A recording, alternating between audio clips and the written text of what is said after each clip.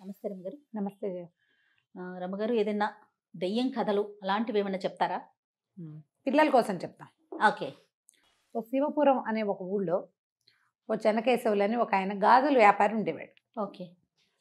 గాజుల వ్యాపారం అంటే ఇప్పుడు చూడు మనం ఏదైనా వ్యాపారం అంటే వాడు ఒక మైక్ పెట్టుకుని తిరుగుతున్నారు, ఉల్లిపాయలు టమాటాలు అవును. ఆపిల్స్ అనుకుంటూ.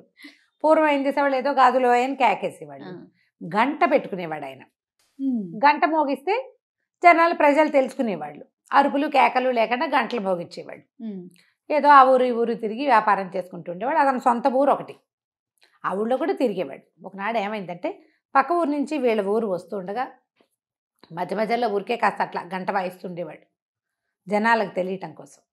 ఆ ఊరి శివార్లలో ఒక భూతం ఉండేదట. అది మహా చిలిపిది, అల్లరిది. జనాల్ని ఆట పట్టించడం, ఏడిపించడం దాని పద్ధతి అన్నమాట. అయితే అదేం చేసింది, ఈయన దగ్గరకు వచ్చింది. వచ్చి చూస్తే దానికి ఆ టంగ్ టంగ్ టంగ్ టంగ్ అంటుంటే భలే ఆసక్తికరంగా ఉంది. ఎట్లా సౌండ్ వస్తుందో ఆయన చుట్టూతా తిరిగి తిరిగి తిరిగి చూసింది. చూస్తే దానికి ఆ శబ్దం ఎంత నచ్చిందో, పిచ్చి సరదా వచ్చేసింది. ఆయన మీద పడింది, అదిలా కోరికింది, ఏడిపించింది, అటు ఇటు చేసి చివరికి కబుక్కుని ఆ చేతిలోంచి గంట కాస్త ఓడలాక్కుంది. లాగేసుకుంది. ఈయన నిర్ఘాంతపోయాడు. అది గంట మోగించుకుంటూ పరిగెత్తుకుంటూ వెళ్ళిపోయింది. ఈయన గబగబా ఊళ్ళోకి వచ్చి భూతం ఒకటి నా మీద పడి గంట లాక్కుందని చెప్పాడు. ఊళ్ళో ఎవరు నమ్మరు. భూతాలు గంటలు లాక్కోవటం ఏంటి, అదేం చేసుకుంటుంది, పైగా అవి ఇలాంటివి చెయ్యవు. భూతాలు ఏం చేస్తే అవి చేసే క్రియలు వేరే కదా, పెద్ద పెద్దవి. ఈ చిన్నది పని చేయటువంటి చిలిప్ పని ఎందుకు చేస్తుంది, పోపం అన్నారు.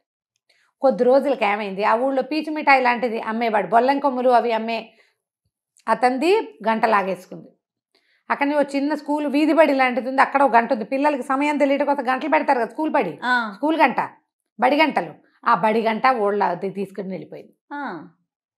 కొన్ని కొన్ని ఇళ్లలో గంట కొట్టి దీప హారతిస్తారా, ఆ గంట సౌండ్ వినపడినా సరే పట్టుపోయేది అది.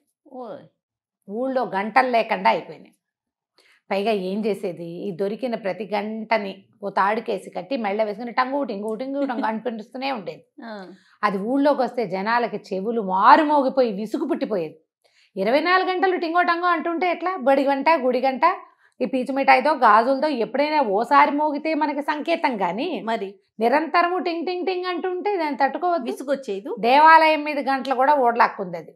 అక్కడ ధ్వజస్తంభానికి చిట్టి చిట్టి గంటలు ఉంటాయి, అవి కూడా తీసుకెళ్ళిపోయింది. ఎప్పుడు మోగించేదానికి ఆ శబ్దం అంటే ఇష్టం. నిరంతరము మోగించేది. ఊళ్ళో వాళ్ళకి నిద్రలు ఉండేవి కాదు. పిల్లలు ఏడ్చిన వాళ్ళు ఏడ్చినట్టే ఉండేవాళ్ళు. పైగా ఆ భూతం వచ్చింది ఊళ్ళోకి వచ్చేది గంటలు మోగిస్తోంది అనుకో, కుక్కలు అరిచేవి. కుక్కల మోత, గంటల మోత. పసిపిల్లలు ఏడుస్తారు. ఊళ్ళో వాళ్ళు జనాలు విసిగిపోయేవాళ్ళు. మంత్రాల మరిడయ్య ఒక ఆయన ట్రై చేస్తాను, నేను భూతాన్ని ఇచ్చేస్తానన్నాడు. భూతాన్ని దాని సంగతి చూస్తానన్నాడు. సరే ఒక ముగ్గు వేసుకుని కూర్చున్నాడు. ఆయన దగ్గర ఇట్లా మెళ్ళ ఒక చిన్న వెండి గంట ఉంది ఆయనకి. ఆ భూతం ఏమీ భయపడకుండా వచ్చి ఆ ముగ్గులో కూర్చుని ఆ ముగ్గంతా చెరిపేసి నీళ్ళెత్తి దాంట్లో పోసి ఆయన నెత్తి మీద ఒకటి కొట్టి ఆ మెళ్ళ ఉన్న వెండి గంట కూడా వాళ్ళ అక్కుని తీసుకుపోయింది. ఆ వెండి గంట ఆయన వాళ్ళ తాతదో ముత్తాతదో పాపం. ఇలా దిబో ఇలాగే గడిచినాయి రోజులు. ఆ మోతలు పడలేకపోయేవాళ్ళు. అయితే ఆ ఊళ్ళో ఒక కుర్రాడు ఉన్నాడు, వాడు చాలా తెలివైనవాడు. వాడు ఏమన్నాడంటే ఒక్క ఉపాయంతో దీన్ని చేసేయచ్చు అని చెప్పి పక్క ఊరు నుంచి గంట ఒకటి కొనుక్కొచ్చాడు. ఒకరోజు ఆ గంట చేత్తో పుచ్చుకుని ఈ భూతం గంటలు మోగించుకుంటూ వచ్చేసరికి దాన్ని ఎదురుగుండాకి వెళ్ళాడు. ఏమిటి దానికి ఆశ్చర్యం వేసింది. తను చూసి అందరూ బెదిరిపోతారు, పారిపోతారు. ఆ గంటల శబ్దాన్ని చెవులు మూసుకుంటారు. వీడు 2 చెవుల్లోనూ కొంచెం చక్కగా పత్తి పెట్టుకుని ఉన్నాడు. ఆ మోత వాడికి విసుగ్గా లేదు. ఏమన్నాడు, ఇదేం మోత, అదొక దానికి నాకు భయం ఏమిటి అనేసరికి భూతానికి ఆశ్చర్యం వేసింది. అందరూ భయపడతారు నన్ను చూసి, నువ్వు ఎందుకు భయపడలేదు అంటే, నాకేం భయం, నాకు భయం లేదు, చూద్దాం దమ్ముంటే నా చేతిలో ఉన్న గంట మోగించి చూడు అన్నాడు. అనేసరికల్లా దానికి సరదా కదా, ఓళ్ళు లాక్కుంటే అన్నాడు, ఒక పందెం వేద్దాం. ఈ గంట నువ్వు మోగిస్తే ఈ గంట నీకు ఇచ్చేస్తా, నువ్వు మోగించలేకపోతే నువ్వు మా ఊళ్ళో నుంచి వెళ్ళిపోవాలి. భూతానికి నవ్వొచ్చింది. ఇట్లాంటివి ఎన్ని గంటలు చూసింది అది ఏమంటే సరే నేను చేస్తాను. గంట కొట్టింది, సౌండ్ రాల. అది ఆశ్చర్యపోయింది. వెనక్కి తిప్పి చూస్తుంది. గంటలో ఒక కడియం ఉండాలి కదా, ఒక పొడుగాటి పొల్ల ఉండాలి, అదే కదా మోగేది.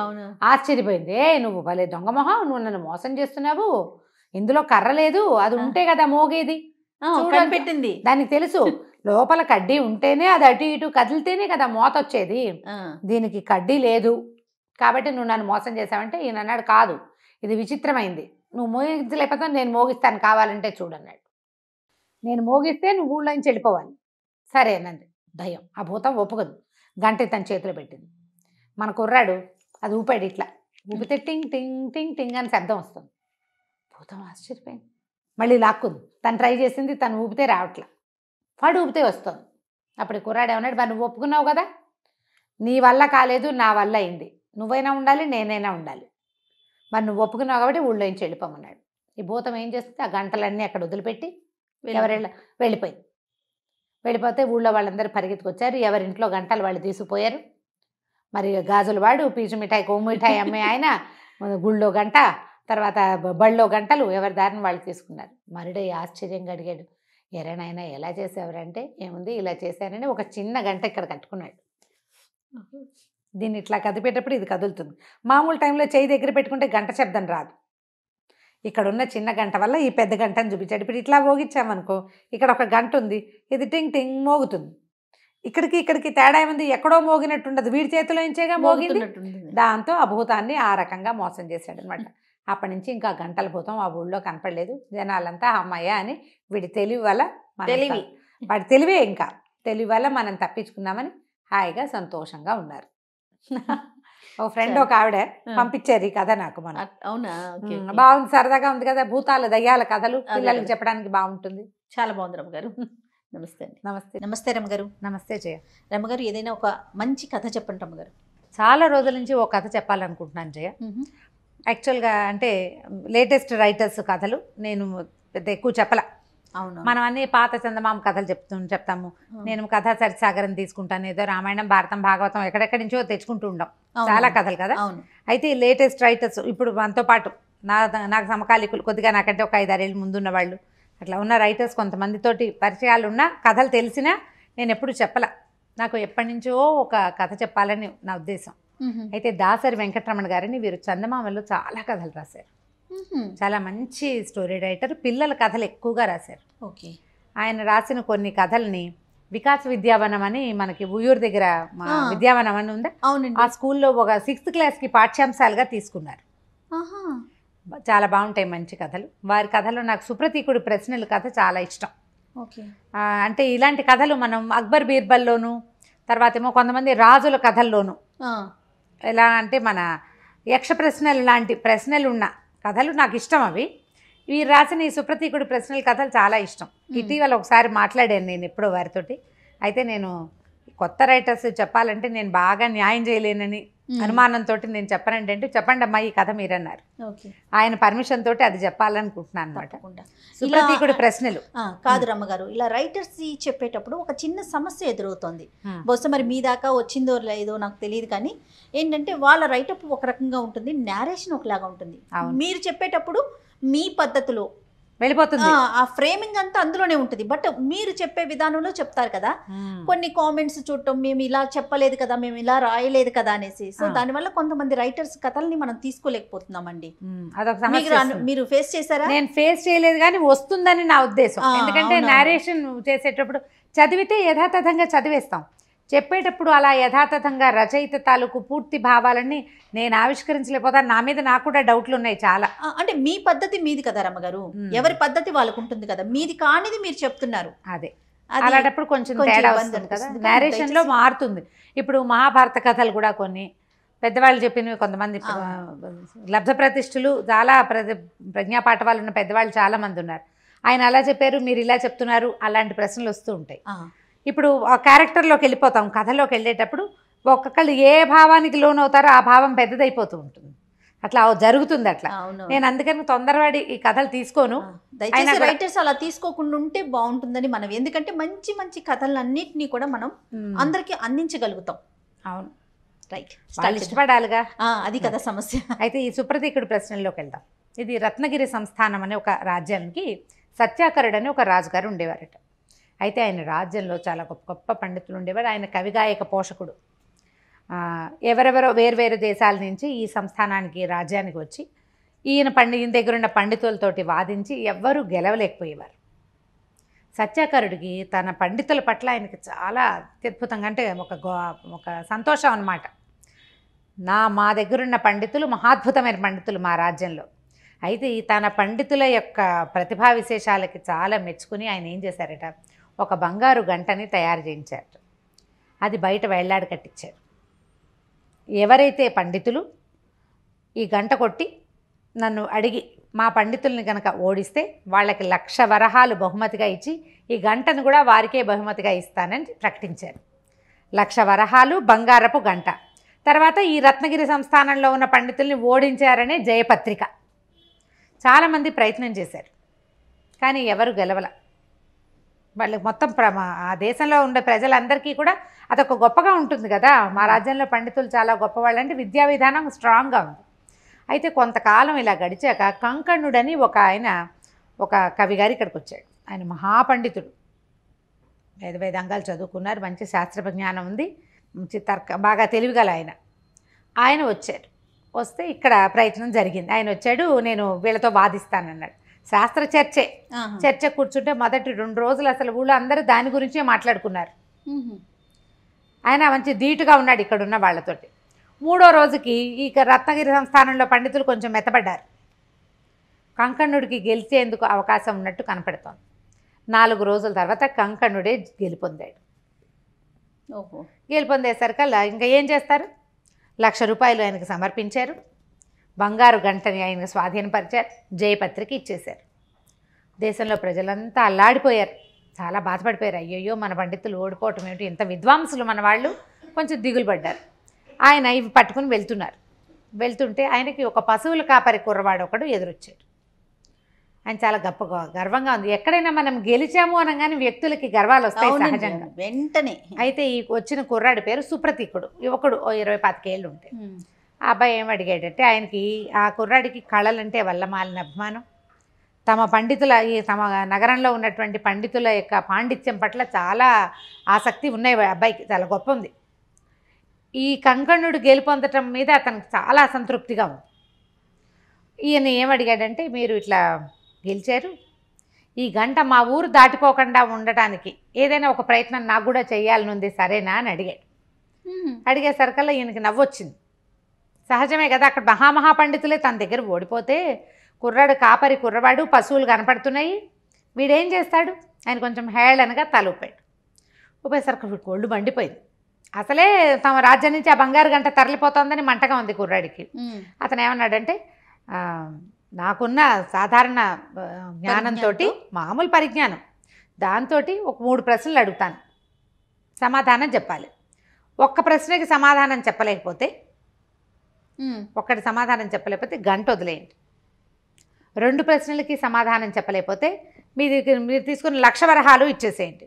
3వ ప్రశ్నకు కూడా మీరు సమాధానం చెప్పలేకపోతే ఈ గంటని తీసుకెళ్ళి మీరే మా రాజ్యంలో అప్పచెప్పాలి అంటే ఈయన నవ్వొచ్చింది. ఏమడుగుతాడు, నీతోనేం వాదనేమిటి అని అనకూడదు, అనకుండా అలాగే అడగమన్నాడు. అయితే ఈ అబ్బాయి 3 ప్రశ్నలు అడిగాడు. ఈ సుప్రతీకుడు ప్రశ్నలకి కథకి కీలకం ఇదేనమాట. మొదటి ప్రశ్న ఏమడిగాడంటే, తెలిస్తే కానీ చెప్పలేనిది, చెప్తే కానీ తెలియంది, ఆలోచిస్తే అర్థమయ్యేది ఏమిటి అని అడిగాడు. చెప్తే కానీ తెలియంది, తెలిస్తే కానీ చెప్పలేనిది, ఆలోచిస్తే చెప్పగలిగేది, బాగుంది అని అడిగాడు. అడిగేసరికి ఈయన ఏం ఆలోచించాల. చెప్తే కానీ, ఇప్పుడు నువ్వు ఉన్నావు, నీ పేరు చెప్తే కానీ నాకు తెలీదు, అంతేగా, నీ పేరు నాకు తెలిస్తే కానీ నేను చెప్పలేను. ఈ రెండింటి మీదే ఆలోచించాడు. ఆలోచిస్తే అర్థమవుతుంది అనేది వదిలేసాడు. 3వది వదిలేసి ఆయన ఏమన్నాడు, ఏముంది పేరు, మనిషి పేరు అన్నాడు. అనగానే కాదన్నాడు ఆ సుప్రతీకుడు. మనిషి పేరు చెప్తే తెలిసిపోతుంది, అందులో ఆలోచనకి ఏముంది, నీ పేరు నాకు తెలియతే నేను ఎంతసేపు ఆలోచించినా నీ పేరు నేను చెప్పలేను. అంతేగా, మనిషిని చూసి పేరు చెప్పలేము. తెలిస్తే కానీ చెప్పలేము, చెప్తే కానీ తెలియదు, ఆలోచిస్తే అర్థమయ్యేది పొడుపు కథ. ఏదో ఒక పొడుపు కథ అడిగాం, నువ్వు ఆలోచించు, చెప్పగలుగుతావు. తార్కికంగా ఆలోచిస్తే నువ్వు సమాధానం చెప్పగలుగుతావు. పేర్లు కాదు, తార్కికంగా ఆలోచిస్తే మనం పేర్లు కాదు చెప్పగలిగేది. అనంగా నేను నిర్ఘాంతపోయాడు. గంట అక్కడ పెట్టండి అన్నాడు. చెప్పలేకపోయాడు కదా ప్రశ్న. సరే గంట పక్కకు పెట్టారు. 2వది అడిగాడు. ఒక చెట్టుకు 2 కొమ్మలు, ఒక్కో కొమ్మ మీద 5గురు కూర్చున్నారు. 5గురు వేసి ఈ కొమ్మ మీద 5, ఈ కొమ్మ మీద 5. వాళ్ళ కుత్తుకలు కత్తిరించావు, అయినా నెత్తురు రాలేదు, నొప్పి కలగలేదు. ఏమిటది అని అడిగాడు. ఈయన ఆలోచిస్తూ ఉండిపోయాడు. ఓ చెట్టు, దానికి 2 కొమ్మలు, ఒక్కో కొమ్మ మీద 5 కూర్చున్నారు. వాళ్ళ కుత్తుకలు కత్తిరించబడ్డాయి. నెత్తురు రాలేదు, నొప్పి కలగలేదు. ఏమిటో చెప్పండి. చెప్పలేకపోయాడు ఆయన. ఏంటి బట్టి వేళ్ళు గోళ్ళు, ఒక మనిషి, చెట్టు, అతను 2 కొమ్మలు 2 చేతులు, ఒక్కో దాని మీద 5 కూర్చున్నారు. గోళ్ళు కత్తిరించాం, బాబా ఒక్క చుక్క నెత్తురు కూడా రాలేదుగా. శభాష్. నెత్తురు రాదు, నొప్పి రాదు. గోళ్ళు కత్తిరిస్తే నొప్పి ఎక్కడ వస్తుంది? లేదు. అది తీసి ₹1,00,000 తీసి పక్కన పెట్టాడు. ఇంక ఇప్పుడు 3వ సమాధానం చెప్పాలి. ఒక పెద్ద రాజ్యం, సౌశీల్య రాజ్యం. మొన్నటి వరకు రత్నరాజు ఒక ఆయన, రత్నశీలుడు మహారాజు పరిపాలించాడు. రత్నశీలుడు మరణానికి ముందు ఎవరు పరిపాలించారు ఆ రాజ్యాన్ని? వీళ్ళకి సౌశీల్య రాజ్యం పక్కనే ఉంది. ఆ రాజుల పరంపర అందరికీ తెలుసు. రత్నశీలుడు మరణించడానికి ముందు ఎవరు పరిపాలించారు అని అడిగితే ఈయన వెంటనే అందులో పెద్ద ప్రశ్న ఏమిటి? రత్నశీలుడికి ముందు సౌశీల్యుడు పరిపాలించాడు అన్నాడు. ప్రశ్న ఏమడిగాడు? మరణానికి ముందు ఎవరు? రత్నశీలుడు మరణానికి ముందు రత్నశీలుడే పరిపాలించాడు. ఓహో, ఓడిపోయాడు 3వ ప్రశ్న కూడా. ఎంత క్లియర్గా ఉంది చూడు. ఒక రాజ్యానికి ఒక 10 మంది రాజులు ఉన్నారు, చాలా గొప్పది. అందులో ఒక రాజు మరణానికి ముందు ఎవరు పరిపాలించారు అంటే మరణానికి ముందు ఆయనే పరిపాలిస్తాడు. ఈ రాజు కంటే ముందు పేరు చెప్పేస్తాం గబుక్కన, అంతే. అట్లా ఆ లాజిక్ తన్నేసరికి ఇప్పుడు ఈయన ఏమి చేయలేకపోయాడు కంకణుడు. వెంటనే ఆ గంటనెత్తి పల్లకీలో పెట్టించి తీసుకెళ్ళి ఊళ్ళో చెప్పాడు. ఆ రాజుకి ఆ పల్లకీతో పాటుగా గంతులేస్తూ వచ్చిన సుప్రతీకుడిని రాజ్యంలో ప్రజలందరూ చూశారు. ఆ గంటని వెనక్కి తెప్పించడానికి ఆ పిల్లవాడు చేసిన ప్రయత్నం అన్నమాట. ఇది తీసుకెళ్ళి రాజుకు అప్పచెప్తే రాజు ఆశ్చర్యపోయాడు. పశువుల కాపరి కుర్రవాడికి ఇంత ప్రజ్ఞ, ఇంత మహాపండితుడిని ఓడించగలిగాడా? ఇందులో 3 ప్రశ్నల్లో కేవలం లాజిక్కే ఉంది, అంతే. దీనికి ఆ మహాద్భుతమైన పాండిత్యం అక్కడ బ్రెయిన్ వాడాలి అంతే. అయ్యేసరికల్లా ఆయన ఆ కుర్రాడు ఏం చెప్పాడంటే, మాది పండిత వంశమే ప్రభు, సంపదలన్నీ పోయి నేను పశువుల కాపరిగా ఉన్నానని చెప్తే ఆ కుర్రవాడిని తమ పండితుల సదస్సులో అతన్ని కూడా చేర్చుకున్నారు మంచి జీతం మీద. తదనంతరం చదువుకునేందుకు సుప్రతీకుణ్ణి తమ రాజ్యంలో ఒక మంచి పదవిలోకి నియమించుకున్నారు. ఆ గంటని మళ్ళీ యథాస్థానం ప్రవేశయామి చేసి చక్కగా కట్టేశారు. కంకండుకు ఒక నమస్కారం పెట్టి పంపించేశారు. శభాష్. సుప్రతీకుడి ప్రశ్నలు అంటే ఇప్పుడు మన రాజ్యంలో నుంచి ప్రతిభా పాఠవాలు ఇక అక్కడున్న పాండిత్యంలో పండితులు ఎవరైతే ఉన్నారో ఆ సమూహానికే కాదని రాజ్యంలో ఉన్న వాళ్ళందరూ కూడా ఎంతో కొంత ప్రతిభాశాలుడే ఉంటారు. ఈ రాజ్య గౌరవాన్ని బయటికి పోనివ్వకూడదనేంత రాజభక్తి కలిగిన వాళ్ళు రాజ్యంలో చాలామంది ఉన్నారని, అందులో పశువుల కాపర్లు కూడా వాళ్ళ ప్రయత్నం వాళ్ళు చేయగలరని చూపించడమే ఈ కథ. అంటే ఎవ్వరూ అతిథులు కాదు, అంతే కదా. అంతే. ఆ రాజ్యంలో ఉన్న వాళ్ళందరూ పండితులే, ప్రతి వాళ్ళు తార్కికంగా ఆలోచించగలిగిన వాళ్ళే. వాళ్ళ రాజస్థానం గురించి ఎంత చక్కగా ఆలోచించాడో చూడండి. ఆలోచించి తమ పరువు బయటికి పోకుండా దాన్ని నిలబెట్టుకున్నాడు. మంచి కథ, చాలా బాగుంది. ఎప్పటి నుంచో చెప్పాలనుకుంటున్నా, మొన్న పర్మిషన్ ఇచ్చేశారు ఆయన. చెప్పండి ఎలా చెప్తారో చూద్దామని. సో ఈ సుప్రతీకుడి ప్రశ్నల్ని కొంచెం ఆలోచించి తార్కికంగా పిల్లల్ని అడిగి సమాధానాన్ని రాబడితే చాలా బాగుంటుంది. ఇలాంటివి మనకు చాలా కథ, లాజికల్ క్వశ్చన్స్ కదండి. తప్పకుండా రమగారు, థ్యాంక్ యూ సో మచ్. నమస్తే రమగారు. నమస్తే రమగారు. కొంతమంది అన్నీ ఉంటాయండి, ఏదో బాధ, ఎందుకు వాళ్ళు బాధపడుతూ ఉంటారో తెలీదు, ఎక్కడ ఇబ్బంది పడుతుంటారో తెలీదు. అది మరి నిజంగా ఉంటుందా లేకపోతే సింపతి కోసం అలా ఉంటారా అది కూడా అర్థం కాదండి. వాళ్ళని చూసామంటే మిగతా వాతావరణం అంతా కూడా పాడైపోతుంది.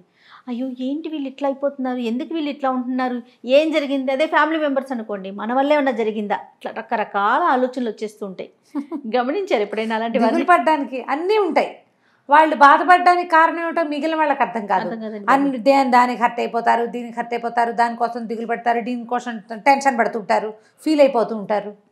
నిజానికి అంత మాత్రపు పరిస్థితులు లేని వాళ్ళు కూడా టింగురంగమని కనపడతారు. వీళ్ళకి డబ్బులు ఉంటాయి, కొంత చాలా కాకపోయినా కొంత ఉంటాయి. హాయిగా తిని తిరగచ్చు, హాయిగా తిని సంతోషంగా ఉండొచ్చు, ఉండలేకపోతారు. అదేదో జరగలేదని, ఇదేదో అవ్వలేదని, పిల్లాడు ఏదైనా పీజీ చదువుకుంటుంటే ఫారెన్ వెళ్ళి చదివించలేకపోయామని, ఆ ఫారెన్ కూడా పంపిస్తే పెళ్లి చేయలేకపోయామని, పెళ్లి కూడా చేశాక పిల్లలు కలగలేదని ఏమిటో ఎప్పటికప్పుడు ఉత్పన్నం అవుతూనే ఉంటాయి. సాటిస్ఫైడ్గా ఉండటం అనేది అసలు పాయింట్లే ఉండవు. అసలు సాటిస్ఫాక్షన్ అనేది ఇవాళ రేపు మన దేశ చరిత్రలోనే లేనట్టుగా కనపడుతుంది. ఇప్పుడు చాలామంది డిప్రెస్డ్ వాళ్ళు చేయాలి. పిల్లలకి డిప్రెషన్, పెద్దవాళ్ళకి డిప్రెషను, ఆడవాళ్ళకి డిప్రెషను, మగవాళ్ళకి డిప్రెషను. మా అమ్మలు తాతలు ఎవరు పట్టించుకోవట్లేదు మమ్మల్ని. ఇదివరకు ఈ సంసారం అంతా నేనే నడిపాను, ఇప్పుడు ఎవరు పట్టించుకోవట్లేదు. ఒక వయసు వచ్చాక ఎవరు పట్టించుకోరు. ఇది సహజం అనే ఉండదు. ఇందులో డబ్బులు ఉన్నవాడు లేనివాడు తేడా లేదు. దిగులు ప్రతి వాళ్ళకి. అవునండి. బతుకవచ్చు. భలే మంచి కథ ఒకటి ఉంది దీని మీద. అవునా? దిగులు పడ్డం అనేది ఒక ప్రత్యేకమైన విషయం. ఓకే. ఒక ఊళ్ళో ఒక రాజుగారు ఉండేవారు. రాజుగారికి ఎప్పుడూ ఏదో ఒక చింత దిగులు. రాజకీయ దిగులా? అన్నం తింటారు, ఆయనకి బాధగా ఉంటుంది. రేపు వంట ఇంత బాగా కుదురుతుందో కుదరదు. కాదు రమ్మగారు, రాజుకే దిగులా? చెప్పండి.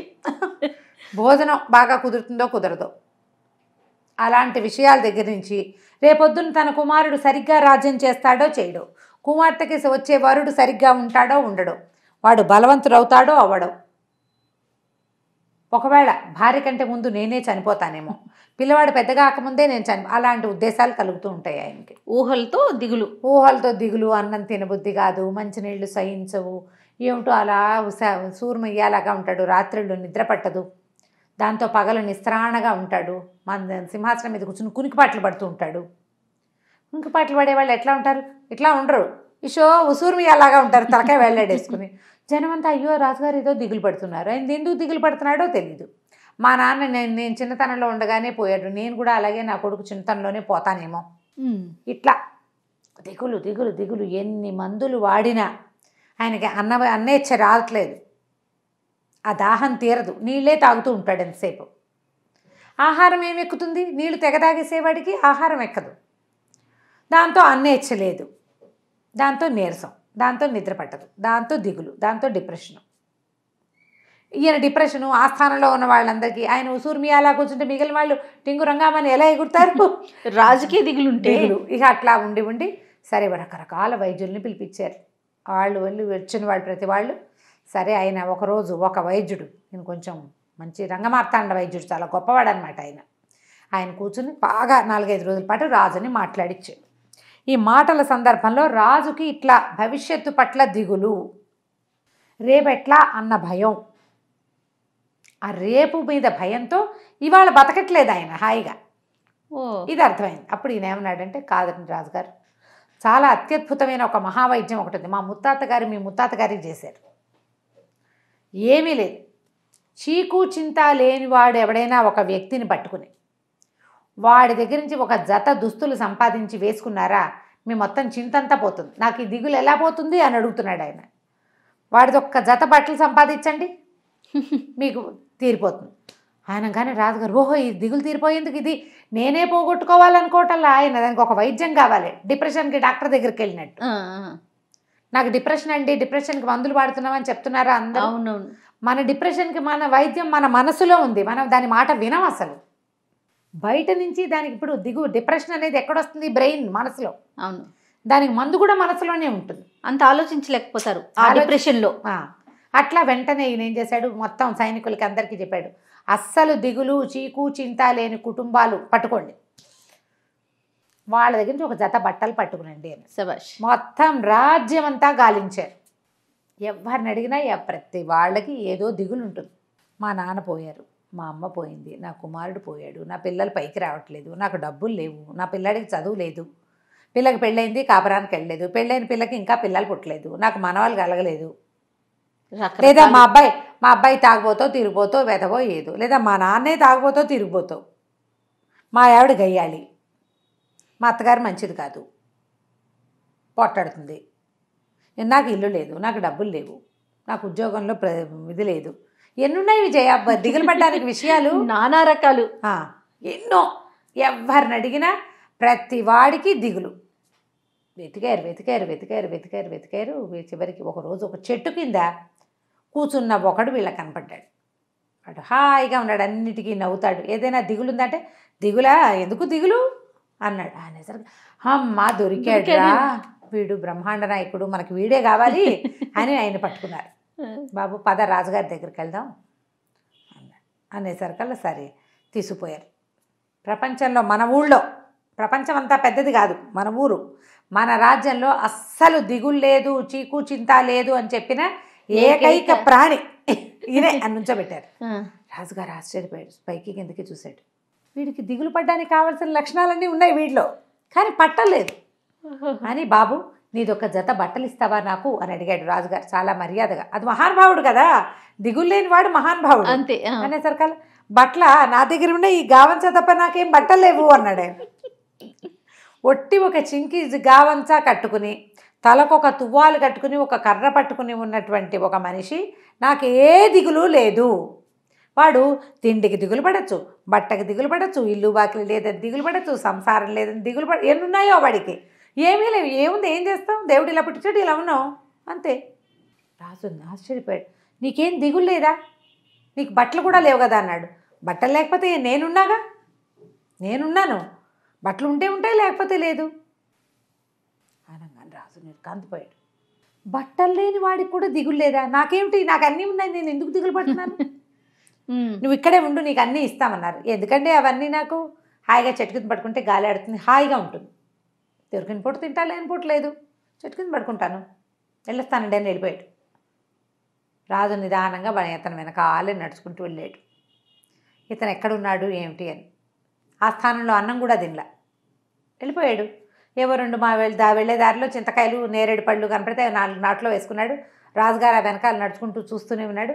ఆ పోయి చెట్టు కింద కాళ్ళు చాపుకొని హాయిగా పడుకున్నాడు.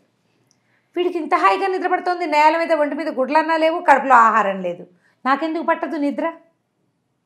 రాజు రిపెంట్ అయ్యి ఆలోచించడం మొదలుపెట్టాడు. దిగులు పడాలి అని కారణాలు వెతుక్కుంటున్నాను నేను, ఈరోజు నాదని నేను తెలుసుకోవట్లా.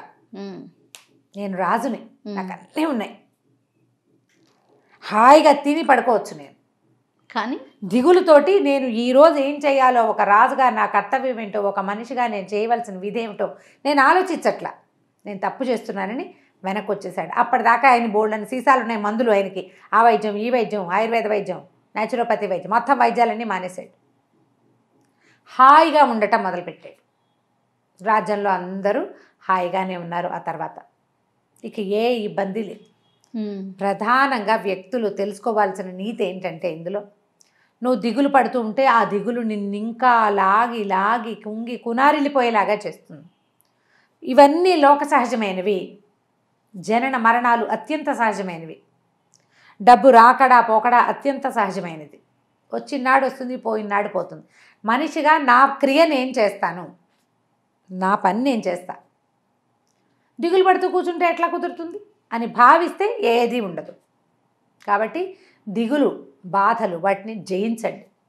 వాటికి వైద్యం మన మనసులోనే ఉందని గుర్తుపెట్టుకుంటే ఏ డిప్రెషను మన దగ్గరికి కూడా రాదు. అంతా భలే ఉంది రమ్మగారు, ఎంత బాగుందో నిజంగా అండి. చాలా చాలా వరకు చూస్తూ ఉంటాం ఇలాంటి కేసెస్, అన్నీ ఉంటాయి. ఏమిటో బాధపడతారు వాళ్ళు, ఎందుకు బాధపడతారో తెలీదు.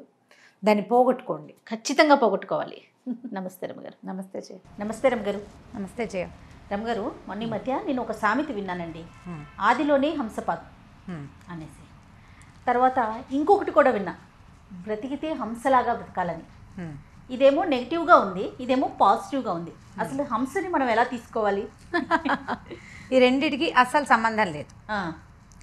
కలకాలం కాకిలా బతికే కంటే కొద్ది కాలం హంసలా బతుకు అని చెప్తాం. హంస అద్భుతమైన జీవితం, అది ప్రశాంతంగా ఒకళ్ళ జోలికి వెళ్ళకుండా తన దారిని తను సంపాదించుకున్నదే తిని గౌరవంగా అన్ని చోట్లకి వెళ్ళకుండా అలా ఉంటుందన్నమాట. కాకి ఎక్కడ పడితే అక్కడ తిరుగుతుంది, ప్రతి వాళ్ళ చేతిలో ఇది లాగేసుకుంటుంది, ఇది మొహమండాన్ని కాకిని తిడుతూ ఉంటారు. అవును, హంసను ఎవరు తిట్టరు. చూసేసరికి జనాలకు ఒక ఆహ్లాదమైన ఫీలింగ్ వస్తుంది. కాకిని చూస్తే అలాంటివేవి రావు. హంసను చూస్తే గౌరవం కూడా వస్తుంది. ఆ గౌరవం అంటే దాని తెలుపు, దాని కదలికలు, దాని వ్యవహారం, అది మన జీవితాల్లోకి చొరబడని దాని పంధ వల్ల అలా అనిపిస్తుంది, అట్లా అంటారు. కానీ నిజానికి కాకి చాలా అవసరం మనకి. అవును, మరి కాదు, కాకి చాలా అవసరం హంస కన్నానా. కాకులు లాంటి పక్షులు పెద్ద పెద్ద మహావృక్షాలు పెరగటానికి పుట్టడానికి కారణం అవుతాయి. వాటి పుట్టుకలకి ఇక్కడ మర్రిపళ్ళు తింటుంది, అది ఎక్కడికో పోయి అక్కడ విసర్జిస్తుంది. ఈ వెళ్ళిన మరిగింజ అక్కడ మొలుస్తుంది. ఏది హంసకు ఉంది? అది లేదు. కాకి మనకి మరణానంతరం ఆ కాకి పిండం తినాలి అని భావిస్తాం మనం. అవును, తర్వాత ఎక్కడైనా ఏదైనా ప్రమాదం కానీ ఏదైనా జరిగితే ఆ కాకుల అరుపులను చూస్తే మనం సంకేతం తెలుసుకుంటాం. అవును. హంసక అలాంటివి ఏం లేవు, దాని జీవితం అది ప్రశాంతంగా జీవిస్తుంది. ఆ దేశానికి ఉపకారం ఏమీ కాదు. అయితే కాకిని హంసని పక్కకు పెడితే ఈ హంసపాదు అని చెప్తామా, ఇది హంసపాదం కాదు, హంసపాదు అంటే ఏమిటంటే ఇంటు గుర్తు. ఇప్పుడు మనం ఏదైనా ఒకటి రాసాం, ఒక సెంటెన్స్ రాసాం, ఏమిటి, రాముడు రావణాసురుడిని సంహరించాను. నీ బదులు కీ రాసామనుకో మనం పొరపాటున, రావణాసురుడికి అని రాస్తే కీ తప్పు. అందుకని ఏం చేస్తాం, కింద ఒక ఇంటూ లాగా పెట్టి పైన నీ రాస్తాం. ఈ ఇంటూని అది ఎట్లా ఉంటుంది, హంసపాదం లాగా ఉంటుంది సాధారణంగా మనం పెట్టే ఇంటూ, ఆ గుర్తు. మనం మొదట పెట్టాం, రామాయణం మొదలుపెట్టి మొదటి వాక్యంలోనే తప్పులు వస్తే కిందో ఇంటూ పెట్టి పైన పదం రాస్తాం. పేజీ అంతా అలాగే రాస్తే ఏమైనా బాగుంటుందా? వాక్యం మొదలు పెట్టంగానే హంసపాదం పెడితే అదేం పని, ఆ పని సరిగ్గా అవ్వదు, అయినట్టు కాదు. ఓ పేజీ అంతా ఒక మొత్తం కథ రాసాం, ఒక పారాగ్రాఫ్లు 5-6 ఉన్నాయి, ప్రతి పారాగ్రాఫ్లోనూ ఉండే అన్ని వాక్యాల్లోనూ హంసపాదాలు కింద ఉంటే పైది చూడ్డానికి బాగుంటుందా? హంసపాదం ఉంది అంటే ఇంకా ఆ మ్యాటర్ తప్పు అని అర్థం, తప్పుల తడక, దాన్ని సరి చేసుకున్నట్టు. ఇప్పుడు మనం ఒక పని మొదలు పెట్టంగానే ఇంటూ కొట్టినట్టు సరి చేసుకోవాల్సి వచ్చింది అనుకో, ఈ ఇంటూ ఎందుకు పెడతాము, సరి చేసుకోవటం కోసం. అవును అవును. ఈ సరిని చేసుకోవటం కనుక మనం మొదలు పెడుతూ ఉంటే ఇంకా పని సజావుగా అయినట్టు కాదు. మొదటి వాక్యంలోనే హంసపాదం కనుక పెడితే మిస్టేక్స్ వస్తున్నాయి అని కనపడుతూ ఉంటుంది. ఈ హంసపాదం దాని పేరు ఇప్పుడు మనం ఇంటూ అని, ప్లస్ అని, మల్టిప్లికేషన్ అని పేర్లు చెప్పేసుకుంటున్నాం. వీటిని మన చిన్నప్పుడు, మన తాతలు చిన్నప్పుడు ఎలాంటి పదాలు వాడేవాళ్ళు? ఇవే పదాలు కదా, తెలుగులో దాన్ని హంసపాద అంటారు. ఇట్లా హంసపాద అట్లా ఉంటుంది, ఇలా ఉంటుంది. ఓకే, అందుకని అది పెడతారు. ఈ హంసపాదుకి ఆ హంసపాదానికి చాలా తేడా ఉంది. మనం ఏంటంటే తెలుగు భాష దాదాపుగా మన జీవితాల నుంచి పక్కకి వెళ్ళిపోయి ఏదో మాట్లాడుకునే భాషగానే ఉంది, కానీ ఇలా పర్టికులర్ పడికట్టు పదాలు మనకి తెలియకుండానే పోతున్నాయి. ఈ తెలియకపోవటం వల్ల ఈ కలకాలం కాకి చిరకాలం హంస నుంచి హంసపాదానికి కలుపుకుంటున్నాం. Okay okay. సో మొట్టమొదటే మనం తప్పులతో మొదలు పెట్టకూడదు. ఏ పనైనా సరే మొదటే నువ్వు తప్పులు చేస్తూ ఉంటే ఎట్లా అని చెప్పడం కోసం ఆదిలోనే హంసపాద అంటారు. అక్కడ అలా పుట్టింది. లోకల్గా ఒక మాట చెప్తారు, హంసలు నడిస్తే వాటి కాళ్ళ గుర్తులు కనపడవంట, అలా అని చెప్తారు పెద్దవాళ్ళు కొంతమంది. ఓకే, నా చిన్నప్పుడు విన్న కథనం అన్నమాట ఇది. మామూలుగా కాకి పిచ్చిక కోళ్ళు అవి కాళ్ళు పెడితే వాటికి కాళ్ళ గుర్తులు ఉంటాయి, దీనిది గుర్తుండదు. దీనికి ప్రింట్ ఉండదు. అది ఆ కాలు తీసేటప్పుడు ఆ మట్టిని ఇసుకని కొంచెం ఇట్లా వెనక్కి తోస్తుంది, గుర్తు కనపడకుండా పోతుంది, బాగా కనపడదు. కనపడకపోతే నువ్వు మొదలుపెట్టిన పని మొదటే కనపడదు అంటే ఏమిటి, సరిగ్గా ఎలా అవుతుంది అది? అందుకని కూడా ఇలా అనేవాళ్ళని అంటారు. ఓకే, కానీ ఈ హంసపాదు అనేది ఈ ప్రింటింగ్ రోజుల నాడే మొదలైందని ఒక ప్రత్యేక కథనం. దాన్ని మనం హంసపాద అంటాం. ఈ ఇంటూ పెడతాం కదా, కింద ఇలా కొట్టి పైన రాస్తూ ఉంటాం, ఆ ఇంటూ పేరే హంసపాద. కాబట్టి తెలుగు సామెతల్ని పాత వాటిని కొత్త వాటిని కలుపుకోకూడదు. ఆ రెండిట్లలో ఏదో ఒక తేడా ఉంటుంది. అందులో ఉన్న తేడా ఇది. ఏ పనైనా మొదలు పెట్టేటప్పుడు ముందే ఒక క్లారిటీ తోటి స్టార్ట్ చేసుకో. ముందే తప్పులు దాన్ని సరి చేసుకోవటము, తుడిపి రాయటము అవి చేసేసరికి ఆ పేజ్ చూస్తేనే తప్పులు కనపడతాయి, ఏదోలా అనిపించేసి. ఇప్పుడు ఒక సెంటెన్స్ కింద ఇంటూ క్లియర్ గా కనపడుతుంది చూడు, అవును, తప్పులు కనిపించేస్తూ ఉంటాయి. అందుకని అలా చెయ్యొద్దు. ఆదిలోనే జీవితంలో అయినా కూడా అలానే ఉండాలి, అంతే కదండి దాని అర్థం. అంతే, ఎటువంటి తప్పులు లేకుండా జాగ్రత్తగా మీరు ప్రయాణం సాగించండి, ముందుగానే ఆలోచించుకొని. ఇప్పుడు సామెతలు ఎందుకు పుడతాయి జయ? మనని కరెక్ట్ చేయటానికి. అవును, అన్నీ కూడా అంతే. మన ముందు పెద్దవాళ్ళు చెప్పే వాక్యాలన్నీ కూడా జీవితంలో కరెక్షన్ కోసం. ఈ ఆదిలోనే హంసపాద అనేది ఒట్టిగా కేవలం వాక్యాలకి రాసేదానికి పరిమితం చేసుకోకూడదు. అదేంటంటే లైఫ్లో కూడా ఏదైనా మొదలు పెట్టేటప్పుడు ఇవాళ రేపు చూడు తొందరగా మాట్లాడుకోవడం, దాన్ని ప్రేమలోకి దించేయడం, తర్వాత వివాహాలు చేసేసుకోవడం, తర్వాత సెపరేషన్ అయిపోవడం, ఉద్యోగం అని ఫలానా కోర్సు అని గబగబా అందులో చేరిపోవడం, అది అయ్యాక దానికి డిమాండ్ లేదని మానేసి ఇంకో దాంట్లోకి వెళ్ళిపోతూ ఉంటాం. వ్యాపారం ఏదో ఉత్సాహంతో వాళ్ళందరికీ డబ్బులు వచ్చినాయి నాకు వస్తాయని దిగడం, అది సరిగ్గా లేకపోవడం, మళ్ళీ కరెక్షన్స్. ఈ ఆల్ టైమ్ కరెక్షన్స్ చేసుకోకూడదు. ఇలా సాధారణమైన సామెతగా వినపడే ప్రతి విషయాన్ని మనం లైఫ్కి అప్లై చేస్తే ఎక్కువ విషయాలు అక్కర్లా, ఎక్కువ సామెతలు అక్కర్లా, మనకి ఒక 4-5 సామెతలతోటే మన జీవితం సెట్ అయిపోతుంది. కాదు రమ్మగారు, కొన్ని సరి చేసుకోగలుగుతాం. ఒకవేళ తప్పు వచ్చినా వెనక్కి వెళ్ళి దాన్ని సరిదిద్దుకొని మళ్ళీ ముందుకు వెళ్ళగలుగుతాం. కొన్ని చేసుకోలేకపోతాం చూసారా, జీవితాంతం ఇబ్బంది అలాంటి వాటితో. అలాంటప్పుడు లైఫ్ టైం వేస్ట్ అయిపోతుంది, సమయం వృధా. ఒకవేళ డబ్బు ఇన్వాల్వ్ అయితే డబ్బు వృధా. అది మీ ఫ్రెండ్స్ సర్కిల్ ఇన్వాల్వ్ అయితే మీ పరిచయాలన్నీ పాడైపోతాయి. అందుకని ఏం చేయాలి, బాగా ఆలోచించుకుని దిగాలి. ఏ పనైనా సరే స్టార్ట్ చేసిన 2వ రోజు నుంచి కరెక్షన్స్ మొదలు పెట్టద్దు. ఇవి వస్తాయేమో ఈ సమస్యలు ముందుగానే ఊహించుకోవాలి. అందుకని ఏం చేసాం, ఫెయిర్ పేజీ చిత్తు పేజీ 2 పేజీలు రాస్తాం మామూలుగా. అవును, ఒక కథలు పంపించాలంటే ముందు చిత్తుగా రాసేసుకుంటాం. రాసుకున్నాక మ్యాథ్స్ క్యాలిక్యులేషన్స్ కూడా అంతే ఎడాపెడా రాసేస్తాం పేపర్ నిండా. మనం ఫెయిర్గా రాసేటప్పుడు ఏం చేస్తాం, వితౌట్ మిస్టేక్స్ రాయాలనుకుంటాం కదా, నీట్గా ప్రజెంట్ చేయాలనుకుంటాం. లైఫ్లో కూడా అంతే, చిత్తు ప్రతివాడికి ఉంటుంది. ఎంత క్యాలిక్యులేటర్కైనా చిత్తు లేకుండా కుదరదు, పక్కన రాసుకుంటాం. నోట్ బుక్ ఉండాల్సిందే కదా, రఫ్ బుక్ ఉండాలి కదా. చిత్తు అంటే దానే రఫ్ నోట్ బుక్నే మనం చిత్తండి, మంచి తెలుగు పదం వాడుతున్నాను. చిత్తు కాపీ మంచి కాపీ 2 కాపీలు ఉంటాయి ప్రతివాడికి. అవును, ఈ చిత్తుని ఎప్పుడైనా వన్స్ ఇన్ వైల్ ప్రదర్శించవచ్చు, నేను ఇంత కష్టపడ్డాను అని. బట్ మనం జనానికి చూపించేదే చిత్తుగా ఉండకూడదు. జీవితం అట్లా ఉండద్దు. హంసపాదాలు పెట్టకండి జీవితంలో. ఎప్పుడు ఒక్కోసారి పడిపోతూ ఉంటాయి వాటంతటవి. కానీ నువ్వు ప్లాన్ చేసి చేసుకునే అవకాశం ఉన్నప్పుడు చిత్తుగా రాయకూడదు. దాన్ని హంసపాదాలు పెట్టకుండా ఫెయిర్గానే చెయ్యండి ప్రతిదీ. అవునండి, వెనక్కి వెళ్ళి కరెక్షన్ మొత్తం చూసుకున్నాక అబ్బో ఇదొకటి తప్పొచ్చిందని మళ్ళీ ఒక ఇంటి కొట్టి మళ్ళీ ఆ కీ బదులు కానో నా బదులు నువ్వునో రాయకూడదు. కాదు రమ్మగారు, ఒక 10 మెట్లు వెక్కేశాక ఆలోచిస్తే పర్వాలా, 2వ మెట్టు నుంచి మొదటి మెట్టు తప్పు అనుకునే ఆలోచన, లేకపోతే 3వ మెట్టు ఎక్కగానే 2వ మెట్టు తప్పనే ఆలోచన, అది చేయకూడదు, అది చేయొద్దు. అందుకనే ఇప్పుడు ఈ చిన్న విషయం చాలా చిన్నది, దీన్ని పూర్తి లైఫ్కి మనం అప్లై చేసుకుంటే వెనక్కి తిరిగి చూసుకోండి ఒకసారి మన లైఫ్లో ఎన్ని కరెక్షన్స్ ఉంటాయో. అవునండి, కొన్ని వాటంతటే వచ్చేస్తాయి, జరిగిపోతూ ఉంటాయి. పరిస్థితుల ప్రభావమును, ఇతరుల ఇన్వాల్వ్మెంట్ అను, వాళ్ళు వీళ్ళు ఇందులో దూరిపోయి మనమే చేసినవి కూడా కొన్ని కనిపిస్తాయి. అవును, ఆ మనమే చేస్తూ ఉన్నవి వాటిని ఇక ముందు రాకుండా మళ్ళీ హంసపాదు పెట్టకుండా లైఫ్లో జాగ్రత్త పడాలి. ఇది స్టూడెంట్స్కి చెప్పాలి, ఉద్యోగస్తులకు చెప్పాలి, టీమ్ లీడర్స్ తెలుసుకోవాలి, బిజినెస్లు నడిపే వాళ్ళకి అర్థం కావాలి, పెద్ద పెద్ద సంస్థలు నడిపే వాళ్ళకి అర్థం కావాలి. ఇది మాట్లాడేసేటప్పుడు, అనేసేటప్పుడు, చెప్పేసేటప్పుడు, చేసేసేటప్పుడు ఇది గుర్తుపెట్టుకోవాలి.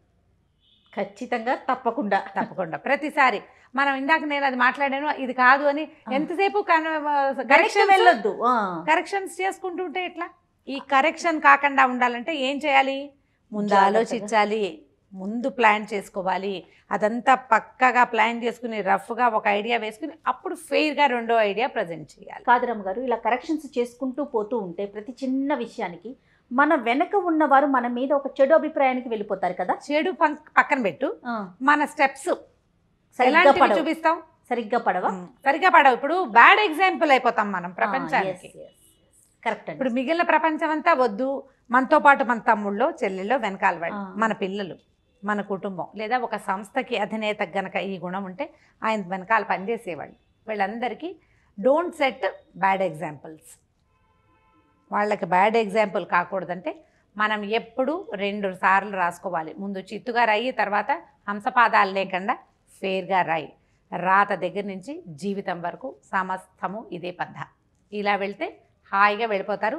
సామెతలు మన కోసం చెప్పబడ్డాయి, ఖచ్చితంగా వాటిని వాడండి, వాటి మీద మేధోమథనం చేయండి. సరిగ్గా ఎందుకు వచ్చింది అనే ఆలోచన తెచ్చుకోవాలి కదా, తెచ్చుకుంటే మనం సరిగా చేస్తాం. కానీ సామెతలు కూడా చూడండి రమ్మగారు, 2 రకాలుగా చెప్పారు మనకి. ప్రతి దాంట్లో మనం 2 విధాలుగా మంచిగాను వాడుకోవచ్చు, చెడుగాను వాడుకోవచ్చు.